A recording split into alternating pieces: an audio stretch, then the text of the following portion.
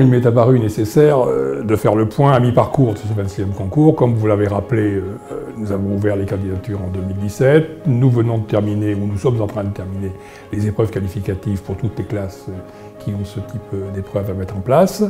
Nous aurons donc à la fin de cette année les épreuves finales et nous dévoilerons au début de l'année prochaine le palmarès du 26e concours. J'ai souhaité faire le point. C'est logique, d'autant plus que depuis quelques semaines, un certain nombre de choses ont été dites sur le COET qui me paraissent devoir, qui nécessitent de ma part une réponse.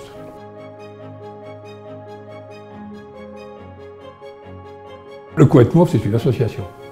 Tout ce qu'il y a de plus classique, qui fêtera bientôt son centenaire, puisqu'elle a été mise en place en 1924. Et comme toute association, elle est dotée d'une assemblée générale, d'adhérents, d'un conseil d'administration et d'un bureau. Le conseil d'administration est constitué à la fois de représentants de l'État. Il y a un représentant de l'Éducation nationale. J'ai lu qu'il y avait que ça. Donc, il y a un représentant de l'Éducation nationale.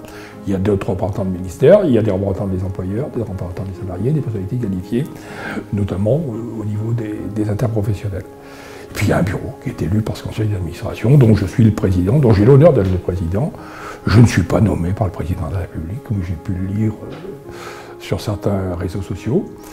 Bon, cette association qui a été mise en place, donc, je vous dis, dès le début de l'aventure, a une mission essentielle qui est d'organiser, je dirais, l'ensemble des épreuves, puisque, comme vous le savez, nous couvrons un nombre de métiers qui peut varier, je dirais, d'une session à l'autre, mais qui est toujours compris entre 150 et 200, quoi. Et donc, il faut organiser toute cette logistique, faire rédiger des sujets, constituer des jurys, trouver des lieux de concours, enfin, toute une logistique. Et puis ensuite, essayer d'assurer la cohérence entre ces différents concours, assurer les relations entre les branches interprofessionnelles. Voilà, c'est un travail tout à fait passionnant et qu'il faut bien que quelqu'un fasse. On ne peut pas, si vous voulez, l'intérêt du COET, c'est de faire en sorte justement qu'il n'y ait pas juxtaposition de différents métiers, mais de bien assurer une cohérence pour que le titre de MOF ait le même sens chez les chaudronniers que chez les pâtissiers. C'est sa composition. Sa composition plurielle, comme je vous l'ai dit, des représentants de l'État, éducation nationale, agriculture, travail-emploi, etc., des représentants des employeurs et des salariés, qui montrent bien que, en fait, les forces économiques et sociales de ce pays tiennent à ce titre de meilleur ouvrier de France, et puis ensuite un certain nombre de représentants du monde professionnel. Alors, ce qui différencie le titre de MOF, je dirais d'autres concours ou d'autres jeux télévisés, pour rester dans l'actualité, c'est qu'il délivre un diplôme d'État. Le titre de meilleur ouvrier de France donne équivalence à un brevet de technicien supérieur reconnu par l'Éducation nationale. Donc l'Éducation nationale a un rôle dans cette affaire, c'est effectivement de s'assurer que ce titre de MOF correspond bien, je dirais, à ce niveau d'exigence qui est celui qu'on pourrait demander à un étudiant normal qui préparait un brevet de technicien supérieur.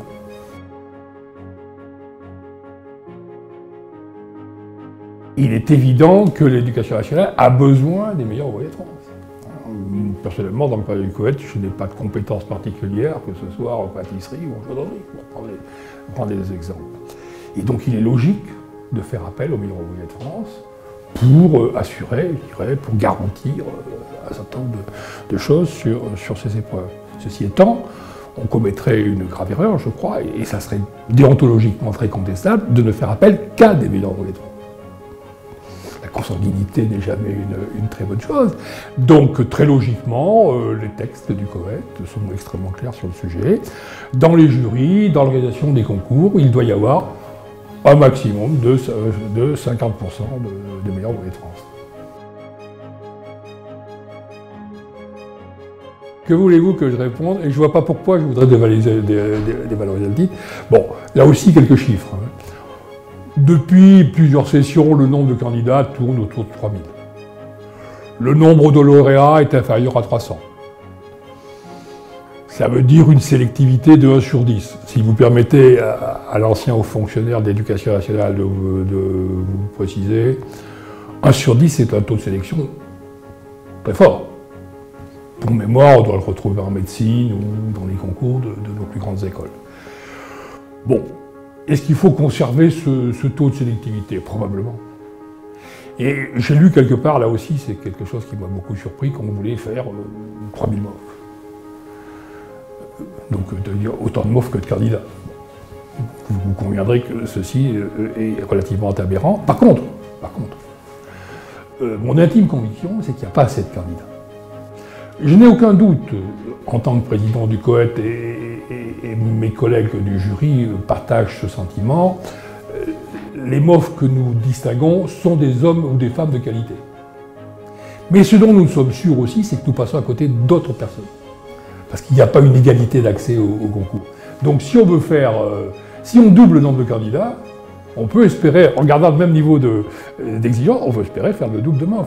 Mais je n'ai jamais eu, et personne à ma connaissance, n'a l'intention de rendre l'accès au diplôme plus facile qu'aujourd'hui.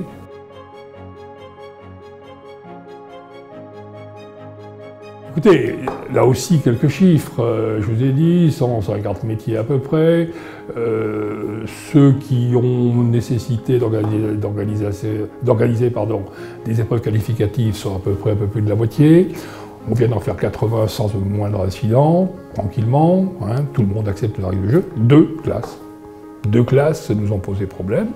Comme vous dites, les fromagers et les charcutiers traiteurs. Pour des raisons qui me paraissent d'ailleurs pas évidentes du tout, si ce n'est que ces deux professions qui prétendent être maîtresses, propriétaires du titre de MOF, ce qui, vous le comprenez si vous reportez aux questions précédentes, qui n'est pas acceptable. Hein. Autant je considère que j'ai besoin de ces fédérations, autant ils ne peuvent pas avoir délégation complète pour l'organisation du concours. Et puis, bon, il faut bien le dire, en restant pour l'instant discret, nous avons eu quelques petits problèmes de déontologie ou de conflit d'intérêts. Bon. Pour l'instant d'ailleurs, rien n'est irréversible. S'agissant des charcutiers traiteurs, nous avons décidé de ne pas tenir compte du résultat et donc d'admettre tout le monde en phase finale, donc personne n'est lésé, si ce n'est des questions d'amour-propre pour ceux qui ont assuré les épreuves du premier groupe. Et s'agissant des fromagers, oui, effectivement, aujourd'hui la situation est suspendue, mais demain les épreuves peuvent reprendre très facilement. Je rencontre d'ailleurs ce soir le président de la Fédération des fromagers et j'espère bien qu'on va sortir de cette situation qui n'a pas raison d'être. Bah, je vous disais non, moi je ne veux pas faire parler les autres à ma place, mais encore une fois, deux difficultés sur 150 métiers, je crois que les chiffres parlent d'eux-mêmes. Bah, c'est la chose qui m'a frappé, moi, en arrivant. Bon, j'arrive avec mon histoire personnelle, hein, qu'on peut d'ailleurs peut-être me reprocher, mais c'est ainsi. Et tout de suite, l'image qui m'est venue à l'esprit et qui me paraît bien, qui me paraît être juste, c'est de dire le MOF, c'est l'agrégation. En gros, le MOF, je reprends mon MOF chaudronnier, il est agrégé de chaudronnerie, quoi. Il a ce niveau de qualité, si vous voulez. Et donc je pense effectivement qu'aujourd'hui, rester au niveau 3, dans le contexte, alors niveau 3 ça veut dire BTS, hein, dans le contexte, dans le panorama aujourd'hui des qualifications dans notre pays, ça me paraît pas correct. Je pense qu'on pourrait utilement, je dirais, passer au moins au niveau 2, voire ultérieurement au niveau 1.